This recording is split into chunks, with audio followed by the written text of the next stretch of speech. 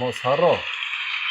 Mos harro, është shumë e rëndësishme që mos harrojmë. Ky do të jetë lejtmotivi i jetës tonë, ashtu siç e ka pasur dhe Indrit Sara, lejtmotiv i jetës tij, bashkëdhetaren e tij, bashkëqytetaren e tij, siç ishte parashikisi i madh. Po sot mediat shqiptare, po rasti parashikis kam përshtypjen që ju e keni ndjekur, por më sa keni pasur mundësi se edhe realisht kanë kaluar përtej asaj se çka parashikisi i madh ku ka qenë dhe ka dhënë dhe është për shqiptarët. Natyrisht kam dëgjuar për këtë. Unë kam pas rastin, kam qenë edhe në Shtetet e Bashkuara, në New York, edhe them, pse se pas kam parë dhe unë. Ajo aty ka qenë. Po si duket, ka ardhur koha, situatat, interesat, media ka ato llogaritë e veta, pse merret edhe pse transmeton të tilla. Ajo në këtë rast mund ta quajmë një fatkeqje që gjithkujt i bie një hall, një fatkeqësi, por duhet ta ndihmojmë. Dhe edhe me feja është që nëse do të ndihmosh, të japësh dorën dikujt, Këshillosh dikë, duhet ta bësh veçmë. Pa tjetër, edhe kur jep një sadaka, siç e kemi nga ana fetare, ta japi e djatha mos e shohë janë, pra jep me dorë mos e shohë tjetër, edhe kaq shkon ajo. Këto kur bëhen publike, pastaj për mendimin tim lejnë shije jo të mira, sepse ja ul pak a shumë figurë aspektin e asaj kush ka qenë.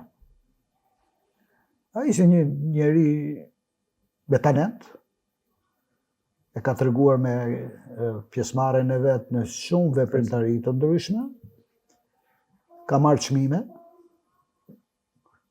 ka pas ato vlera që njohin profesionistët e muzikës, ka pas zërin e ëmbël karakteristik, ka pas atë sharmin si femër, buzëqeshje, që jo gjithkush e kishte dhe e ka.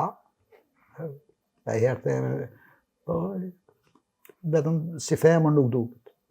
Femra do të jetë e brisht, delikate. Pra Shqipëria i plotëson dhe këto parametra. Dhe Indrit Sara, në periudhën që ndiqte mësimet në shkollën Skënderbej, bënte her pas here do i takim të rastësishëm, kuptohet, në bulevardin e Tiranës dhe takoheshin me fqinjen e dikurshme. Parashikija ishte pak më rritur në moshë, merrte Indritin, ai përqafonte tamam si një nga vëllezërit e vet, dhe shokët e tij ndjeshin të kënaqur se kur ishin përqafuar edhe ata. Dhe her pas here kur takoheshin i këndonin edhe fragmente këngësh të ndryshme që kishin mësuar, pra të këngëve të parashikisë, ishin bërë edhe ata pasionant, ishin dashuruar edhe ata me këngën, me muzikën që këndonte parashikisi i Maku. Indriti arrin deri aty e quante si një idhull bashkëqytetaren e vet, sa që arrin të mësonte përmendesh këngët e saj, tekstet e këngëve. Se melodia kapet, tjetër gjë, pa i mësonte edhe këngët. Dhe fakt i kësaj, mund përmendim shënimin që ka lënë në fletorën e kujtimeve të një shokut vet, është pikërisht kjo. Kjo që ju e keni përzierur dhe për kopertinën. Post-kopertinën. Bashkë edhe me këtë vizatimin, ëh? Edhe vizatimi, edhe shkrimi janë të Indrit Sarës. Unë mendoj që të tregohem pak jo modest, po them egoist. Egoist, pra që keni përzgjedhur këtë. Jo thjesht që kam zgjedh, unë do të thoja që thjesht një X person, vetëm këtë të nxjerrte nga pluhuri, nga harresa, kudo që t'ishte, vetëm këtë të nxjerrte, kemi një pikturë të një piktori. Vetëm pse është piktura e filanit me emër, e nxjerrën anë kënd edhe kush e di sa shitet.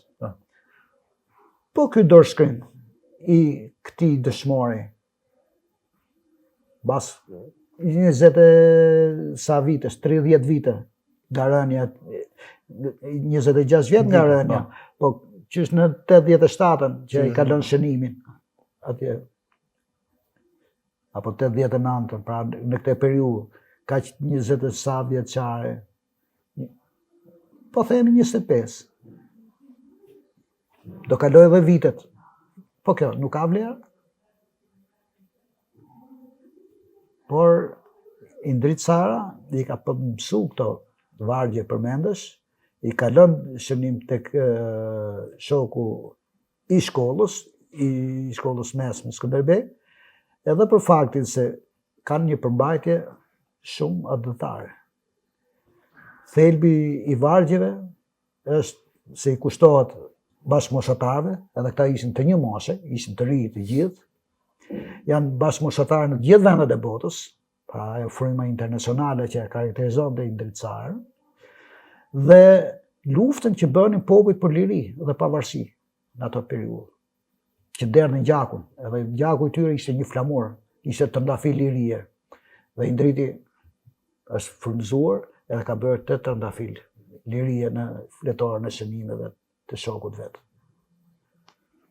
Dhe vargu me cilin mbyllet kënga thot mos harro, që ju u bët, si thush, për ta nisur bisedën, është tamam që të mos harrojmë gjakun e derdhur, të mos harrojmë të rënët, të mos harrojmë se liria fitohet me luftë, me gjak, me sakrifica. Gjaku i derdhur nuk duhet harruar të shërbej, pra ai që u derdh të shërbej edhe për brezat në të ardhmen, për t'i frymëzuar që të mos vinë më ato ditë të vështira për të luftuar, për derdhur përsëri gjak, po për ta mbrojtur tokën të lirë, të njëri tjetrin. Mos harrojmë që jemi të njëri tjetrit, edhe lidhja midis Indrit Sarës dhe parashikisi i madh që tregon që natyrisht nuk e kanë harruar njëri tjetrin. Po nuk ishte thjesht vetëm lokalizëm. Nuk ishte thjesht vetëm një ndjenjë se pas qytetare kështu. Natyrisht vlerësohej në kompleksin e vet ajo, si figurë dhe si njeri me fjalë për atë çka ndonte në atë periudhë. Dhe periudhat që u morën sot duke përgojuar, duke u marrë me hollësira të pa nevojshme do t'i quaj, kujt e intereson? Çdo familje ka probleme, ka halle. Nëse do të ndihmosh, ka forma, ka mënyra. S'është nevoja ti bësh mendimin im, gjykoj unë, jo publike. Mund të japësh një informacion pozitiv, po, ajo edukon, ajo frymëzon, pozitivja. Ka vlera. Shembulli i mirë, shembulli që duhet ndjekur. Meqense jemi tek trëndafiljet dhe vargjet, a janë mundur dot mediat që ta vyshkin të trëndafil si parashikisi Maku? Është konsoliduar, ka lënë tisjet, këngat e veta janë të regjistruara.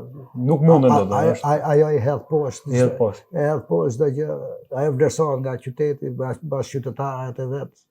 Është vlerësuar nga kryetari i bashkisë, ka dalë dhe ka deklaruar publikisht. Vepra e saj, ajo që ne çka thamë. Është qytetare jo, ne do të ndihmojmë, do të bëjmë çështje mundore këtu. Nuk ka hedh kush te. Një njeri që ka dhënë kontribute, vlerësohet. Vlerësohet çdo njeri, se çdo njeri ka vlerë. Po sidomos ata që kontribojnë. Njeriu për kontributet të veçanta, kontributi veçanta është edhe i parashikisë, se ka entuziazmuar, ka edukuar, ka riktuar dhjetra, qindra, mijëra, në gjithë Shqipërinë, edhe jashtë kufive, kudo ku shkon të zëri i Radio Tiranës, apo i valët e televizionit shqiptar. Nuk arrin të bëjnë të kundërtën. Mbase tjetra do të jetë që mund të flasin në sensin negativ, por në vend që ta përbaltin, ajo do të ngrihet më lart. Nuk harrohet vepra. Ja shtoj më tepër dashurinë për krahasit dhe mbështetësit. Unë të falenderoj edhe për këtë që dham një pikpamje, një panoramë tjetër edhe për sa përket rastit të parashikisim Magut, ndryshe nga ajo siç ka shfolur sot në media shqiptare. Realisht duhet që ne do të përçojmë vlera, bashkimin për njëri tjetrin dhe jo përçarje. Natyrisht, ajo duhet të jetë motoja e çdo njeriu, harmonia, bashkëveprimi, dashuria për njëri tjetrin. Faleminderit juve.